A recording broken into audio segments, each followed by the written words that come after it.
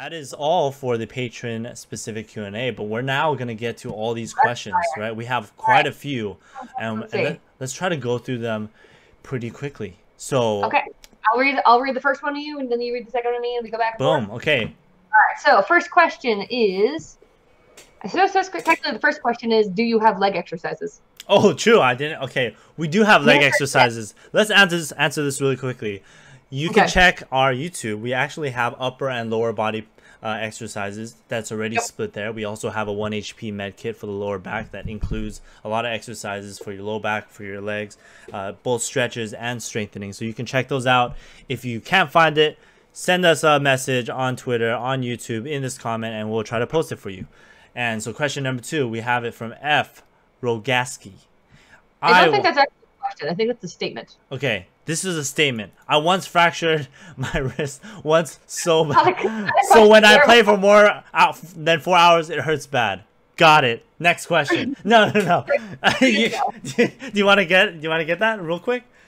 Let's see. The fact that you fractured your wrist doesn't mean that you are guaranteed to have pain forever. If you're playing for 4 hours at a time without taking breaks, I'm not surprised that it's hurting, because that should hurt anybody at that point. Exactly. Take some breaks, do some stretches, and just like we talked about with other wrist pain issues, figure out your specific deficit. Is it mobility? Is it strength? Is it endurance? And address that specifically. Nice. Boom. Next one. Done. I have intermittent shoulder pain in an area that seems typical to shoulder bursitis. I like how that's phrased. Very nice. How do you think I should go about fixing this while maintaining my practice schedule?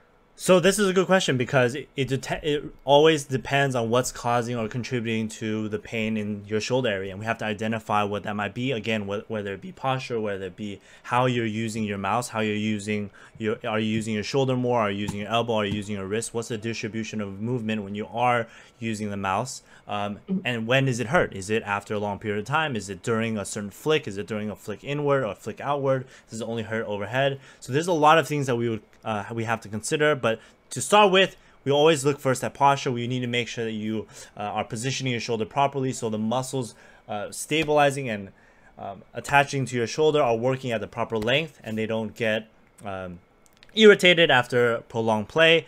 The second thing we look at is the actual strength of the muscles and maybe even the mobility of your shoulder, and that can really be done in this quick fire part, but we actually have a video that goes over shoulder pain, and it's a 7-minute routine. We can post that while Kate answers the next question, which is from our good friend Pew Pew. Hey, I wanted to ask you guys how you know what size mouse is good. Great question, Kevin. The answer ever, and the answer is, in fact, it depends. It depends on you, it depends on your size, it depends on what game you're playing, but we do actually have a guide to picking out the best mouse size for you, which Matt recently wrote. So let me grab the link. All right. Yeah, basically that article. Sorry, go on. I'm just going to send it to you so nobody sees what my created in 8th grade username is. Oh, damn. Well, my AIM name long time ago was Dark Diablo 73. It will always be in this video. Only you guys know this. Don't tell anyone. Actually, that was my second one. The first one was Burning Blade 24. Matt, you may want to just indicate in the chat which link is for what, so that when people come back and look at this later, they know. True. Okay, so the second link that we just posted is your mouse fit calculator. It helps you identify the size of your hand, and it matches to many of the popular wrists, or many of the popular mice that are out there on the market today, and the ones that are being used most commonly by a lot of the pros. The first one that I posted was a 7-minute shoulder routine that you guys can reference and do on a regular basis to see if that will help. It addresses a lot of the more common impairments that we see with shoulder pain in gaming. And we will get now to the next question from Ignacio. Hey man, I want to grind kovaaks, but after 1 hour, my wrist hurts, and I do the stretches you recommend on TikTok, but it still hurts. Any advice? Yes, my advice is go back and watch the first 15 minutes of this where we go over how to deal with wrist pain. But also, to sum that up again, one, check your posture and your setup. Make sure it's supporting you in as strain-free or low-strain a position as possible. Figure out what your specific deficit is. Is it mobility? Is it strength? Is it flexibility? Is it endurance? And address that. Make sure you're doing warm-ups, breaks, and cool-downs that, again, address those specific deficits. So not just using a general stretch is great, but paying attention to what your body specifically needs is even better. Check on the size and sensitivity of your mouse if you're using a mouse. Also check on the size and weight of your controller if you're using a controller. Make sure that you're sitting kind of like in a well-supported position. And well-supported is going to differ from person to person, but overall it should mean that you're not having to basically do a lot of grip strength or a lot of like bracing through your upper extremities to do it. Yeah, check that out. Check that out. Next question from Jeremy. I switched my keybind from G pressing with my thumb to F with my pointer finger. It is hurting, but it got better. Is that normal?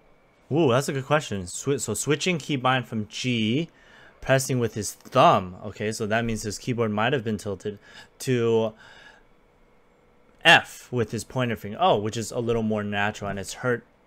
So which finger is hurting, the thumb or the index finger? Well, regardless, it is just changing what muscle is being used, and depending on what you're doing, let's say with your index finger for other keybinds, that might also influence why you might be developing more pain or less pain, right? If you are using your index finger less for different binds, like you're only using your index finger for F, and then now your thumb is being used for other things like C, V, B, spacebar, X. If your keyboard is tilted, then your thumb might be utilized more. So just realize, hey, how you are setting up your keybind distribution matters, right?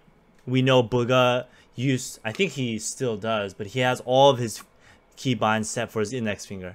And as far as I know, there hasn't been any report of pain, but that is a risk factor for developing pain. So just see that, hey, it might contribute to it, but it's not the main, it might not be the main cause, which is everything that Kate just mentioned. It could be conditioning, it could be mobility, it could be how long you're playing, it could be posture. So look back at the first 15 minutes of this video, check that out. And then we have a question from Antonio Bear. I like this one. It is a question. Okay. If I notice I'm tilting, I call time out. Whoa, nice. And do quick exercise like push-ups, jumping jacks to raise my heartbeat and clear my thoughts. Do you have any other quick exercises you do to reset mentally? Antonio Bear, let's stand up. This is let's great give him some claps, standing ovation. Doing things to get your heart rate up and clear your thoughts is a great idea, especially if you're exercising regularly. The reason for that is when you exercise, your body's level of cortisol, the stress hormone, increases temporarily. And then as you cool down from that exercise, your body clears out that cortisol again. So you're giving your body kind of that cue of, okay, this is the time that the cortisol spikes, and now I clear it back out. That means that when you're creating cortisol in a stressful situation like gaming, when you're tilting, doing that bit of exercise is going to help kind of reset you to, oh, clear that cortisol out, de-stress a little bit. One of the things you can add in when you're doing your detilt is something that lets you breathe deeply. Most of us, most of the time, don't breathe all that deep, especially when we're out and about wearing masks because there's a global pandemic happening. Alternately, when we're super stressed about, an intense competition. So using that like detilt time to stop and take 3 to 5 deep breaths. I like to use like a 4-count method. So breathe in for a 4-second count, hold for 4 seconds, breathe out for 4 seconds, hold for 4 seconds. That's a really great way to force yourself to slow down your breathing, get a little more oxygen in, and getting more oxygen means your brain gets more supply. And that means your brain is focusing better, able to manage emotions better, and you're able to make better, faster decisions. Exactly. So I absolutely love that you're doing some kind of exercise as part of your detilt. I'd recommend adding in some breathing and you'll be all set. Yeah, Antonio, also we had a full episode for our Patreon Q&A about breathing and how that can impact your performance, how that can help with your thought patterns, and how that might even influence not the speed at which you're thinking, but the amount of space that you're given while you're breathing. We explain a lot more in depth for that video, so check that out. I think it's like 6 or 7, one of those. All right, next question. What is the best warm-up for controller players? It's the bets warm-up. The bets warm-up is already posted. It's posted now in the chat, so you check that out. That is the bets warm-up. And then the next question. Do you have any stretches for ulnar-sided wrist and forearm pain? Yes, we do. We have them in our YouTube channel and on our website, 1-hp.org. Ha! That was easy. Yep. Do you have any finger exercises? That one was partially answered in chat. Finger flossing. Yes, that's a good exercise. The rest of the answer is also yes. Yes. Yes. Also on yes. YouTube and our website. The classic is a 6-minute post stretching routine that gets a lot of the individual muscle fibers all the way down into your hand, even into the intrinsic muscles of the hand too. So check that out. We also do some self massage within that video. And then we have, when I'm done gaming, my arm will feel sore enough where it's hard to move. Is this normal? No. No. I mean, it might be common, but that doesn't mean it's normal. That generally indicates that you're overstraining what your arms tolerate. The human body is super adaptive. Like, we weren't born to, be able to pull trucks with our arms or whatever strongman competitions do. But you can train your body to do that. Same way, you can train your body to be up to the strain of what you're doing while you're gaming. But you need to be paying attention to that in the first place. You need to be figuring out, at what point do I start to feel that soreness? And rather than waiting until it gets to the point where you can't move your arm, you need to intervene sooner. All the things that we discussed about posture, warm-ups, breaks, and cool-downs apply to joints other than just your wrists. But to answer your question in a yes or no form, the answer is no, it's not normal. You should do something about that. Exactly. If you want our advice on what to do about it, feel free to shoot us a message through our Patreon. We've got our health coaching kind of deal. Or set up an evaluation. We're happy to do a more in-depth assessment. But yeah, no, that's not something that should be happening. Don't expect that. All right, next question. All right, this one's a comment, but it's a great one. Somebody should make a program that hooks up to your webcam or another camera and tells you if your posture is off. I like that idea. Yes. Would you have any recommend to help with posture and back support? I wasn't too sure if I should invest in something like Herman Miller. Okay, there's a lot of depth that we can go into on this one. It depends is always the answer, because everyone has a different morphology, meaning everyone's thighs, everyone's body, everyone's back is a little different. We can't prescribe something that's general in nature to every single gamer. It has to be individualized. You have to understand the measurements of the chair that you're looking into. You have to identify, hey, will my desk that I play on also fit the chair? Because sometimes the armrest will run into the chair, and that will prevent some ergonomic setups to be properly set up. So it always depends. You have to identify if your body will be able to be fit into this specific chair, or if it will be even allowed to be, oops, my thing got stuck, if it will properly fit with your desk and mouse and keyboard setup, depending on whether there is an armrest or not. And I will say, so specifically asking about Herman Miller, Herman Miller is a good brand for a reason. They have spent a large amount of time in research figuring out kind of what is a good structure to use in their chairs and how adjustable they can make them. That doesn't mean that a Herman Miller is necessarily the best chair for you. It might be, but it might not be. So what I'd recommend is go somewhere where you can test seats. Go to Staples, Office Depot. If you've got an office store near you, like a mom and pop one, go there when it's safe to do so, because pandemic, and try out chairs. Figure out what fits you well in a chair. You don't have to buy one while you're there. Just figure out what features work well for you. Keep in mind that you're going to want something that's not so deep that the backs of your calves are running into it when you sit all the way back in the chair. You're also going to want it to be not so shallow that you feel like you're tipping out in the front. Generally speaking, the best advice I can give you on picking out a chair, the more adjustable it is, the more likely it is to work for you. That doesn't mean that the most adjustable chair on the market is the right one for you, but if you can adjust it to fit you in all of your dimensions, it's probably going to work better than something that's less adaptable. I've got a $50 chair from Staples that's great for me because it's got a kind of less deep seat, which means that for short folks like me, I'm actually able to get my feet on the ground without my calves running into it and feeling like I'm cutting off blood supply to the lower half of my legs. If you're taller, you might want something different. Yep. That's why I recommend try out your chairs before you buy them. And the other part of this is that you might have the most optimal chair and sit in it in the completely terrible posture with your knees all the way up, maybe over your head, right?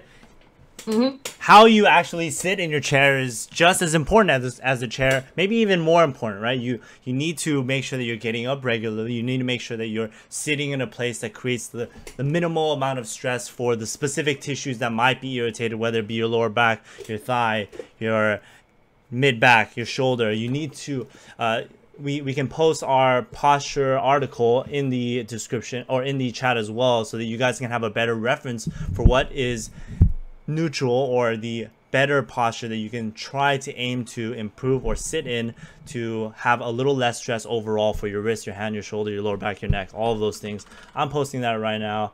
It is called Good Posture, Better Performance. And let's see, we do have the last question by MX Dust. Severe right brachioradialis soreness at the elbow.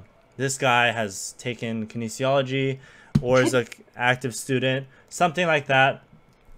This was our last question. Kate, do you want to get to this? Yeah, sure. Get started with me. Suggestions are going to depend on what it is that's irritating it in the first place. Is it sharp? Is it dull? Is it achy? Is it pressure? Is it sore, like the muscle is tired out? Hey, you're in my neck of the woods. Sometime when this pandemic is over, you should come up to Xanadu and come say hi. It depends is the answer. You already know that you're a PT student. I'd recommend talk to your on-campus resources, or at the very least talk to your professors, because I know right now you guys probably aren't on campus. A lot of what we do for folks with brachioradialis or general kind of elbow region soreness is going to be modalities to manage pain first. You probably can't go wrong by starting with isometrics as your exercise of choice. And if you've got some degree of either hypomobility or lack of flexibility going on, for that particular region, you're going to have an easier time with self-massage, probably with a tennis ball or a lacrosse ball, maybe even laying on a foam roller, than you would with actually trying to stretch that region. I'm a big fan of a tennis ball. I think it's the single best and cheapest PT tool that anybody can own. But yeah, no, consider, do you have inflammation? If so, ice, you know the drill. Do you have tightness? If so, heat, followed by stretching, followed by self-massage. And then start implementing first isometric exercises, progress to eccentrics, progress to concentrics. And the reason I propose that is because that's like a really good general kind of structure to follow. There's absolutely cases where it makes more sense to do eccentrics first. There's absolute times when it makes more sense to do concentrics first. But without knowing more about it, isometrics is a safe place to start. Exactly. Anything you want to add in? Yeah, just that it's all about load management for majority of injuries, and looking at the contributing factors, looking at the physical impairments that you might have. So because you might already know all the tests, you should explore and identify what those impairments might be, but look at your own movement. Identify the movement that's contributing for increased activation of your right brachioradialis, whether it be, your elbows a little lower, so you are using a little more right shoulder movement while you're moving your mouse. Are you lifting in a neutral grip position for certain things? There's a lot of the potential movement-based contributors that might be leading to increased load. So a lot of the time, how both Caitlin and I look at injuries is how do we just optimize load, and you have to look at all the different factors that might be contributing to overloading or underloading, and then address that. So I think, as you see with a lot of the current and more up-to-date research and protocols for rehab, it's all focused on how do we load in the most safe manner as quickly as possible, right? So as you will definitely see that as you continue through your didactic coursework, or as you progress into the actual clinical rotation. So I think that's all. We have that was impressive. We kept it under an hour and answered a rapid fire host of questions. Yes. And we just as a last comment, awesome 38-year-old dad with grinding in Fortnite to be the best of yourself. We are so happy that we're able to help you. Again, that's why we do it. Exactly. This is exactly why we do it. Check out all of our resources, guys. Thank you guys so much for tuning in. Hope you guys have a great weekend. Stay safe, wear masks, drink water, wash your hands, do a backflip, ride a unicycle, draw a unicorn, whatever you want to do. Enjoy this weekend, and thank you guys for tuning in. That is all for us. All right. Have a good weekend, guys.